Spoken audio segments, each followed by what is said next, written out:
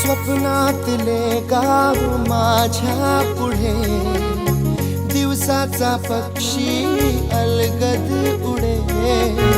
फांदीच्या अंगावरती चिमणी ती चिवचिवणारी, झाडात लपले सगळे सोयरे.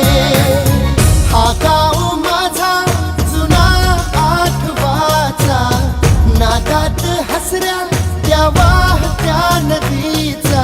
ढगात उरले पाऊस गाणे कसे साठवावे.